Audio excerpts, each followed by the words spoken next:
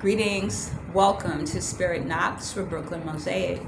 So we were talking about how you work through these scenarios when they come to you, and I realized that this became an issue for me. How do I not carry that kind of thing into my next relationship, right? Where I feel like if someone says something to me that they're criticizing me or they're trying to diminish who I am. The other thing is recognizing those signs when you see them. When someone you are introduced to or you meet starts off by criticizing you and they're supposed to care for you, that's a red flag. You all be aware of that. That is a red flag. Criticism can sometimes be a red flag, especially if it's not constructive criticism, but it's coming from a place of low vibration or insecurity. So it's just some food for thought. And just to go back to the Bible, here's another lesson I took from reading the Bible, right? Was that words, right? The words that come out of your mouth.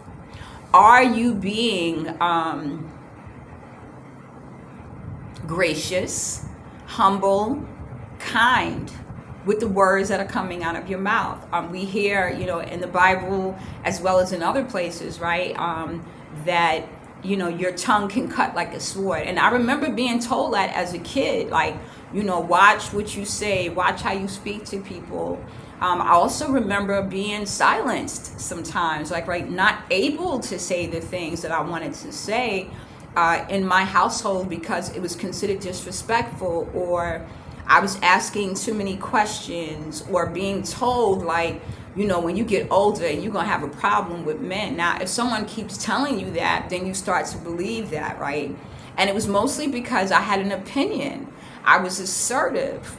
So I had to really reevaluate, how am I using my throat chakra? Am I being productive with the things that come out of my mouth? Am I indulging in gossip? Am I indulging in negative self-talk? Am I uplifting people? Am I delivering words that are helpful and educational and informative? Or am I just speaking on deaf ears? So all of that makes a difference. It doesn't, it's not so much that you can't speak, but it really is in your delivery, right? I could tell you that you stink, but if I just come out and say, yo, you funky, that might hurt your feelings. Versus I could say, listen, I noticed that, you sweat very heavily. You might want to consider freshening up. I have some deodorant. I have some soap. You see how different that sounds? And yo, you stink, right? So it's stuff like that, really being conscious of what's coming out of your mouth, and that it's coming out with love, right? Because if it's really coming out of your mouth with love, it's not coming out hurtful. It's coming out in a way to uplift someone and let them know that you sincerely care and that you're not criticizing.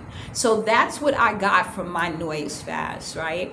Being conscious of the words that are coming out of your mouth, being conscious of what you're saying to yourself, being conscious of the information that you're sharing with others, letting go of old things that you didn't even realize you were still holding on to, and recognizing how that might affect you as you move forward.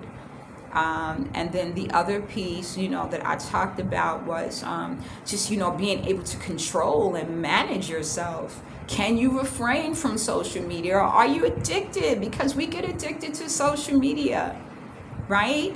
Not even talking about all the radiation and gamma rays and all this other stuff that are passed through these devices. So sometimes you need to shut it down, put it on airplane mode when you go to bed at night. If you don't want to turn it off, to turn off everything sometimes when you're not using it, even to charge, just turn it off completely and let it charge the way it's supposed to.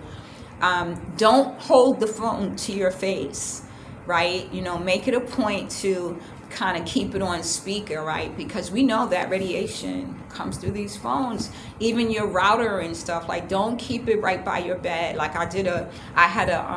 it was a meeting, like a Zoom training where they talked about the dangers of cell phones and how it's kind of like cigarettes, right? Back in the day, nobody believed that cigarette smoke would be an issue, that secondhand smoke could give people cancer and all this kind of stuff. But we're now finding out that phones can have that same effect, right? It's kind of like cigarette smoke, that slow kind of killing you type thing. So be aware, like, don't be so connected to your device that you can't disconnect from it. I'm planning another fast, and the next one is going to be for Christmas Day. So from Christmas Day to New Year's Day, I'm going to do another noise fast, and I am so looking forward to the messages I'm going to get. The other thing about that fast is that I upped my meditation to like 6 times a day. Like, so that was a blessing.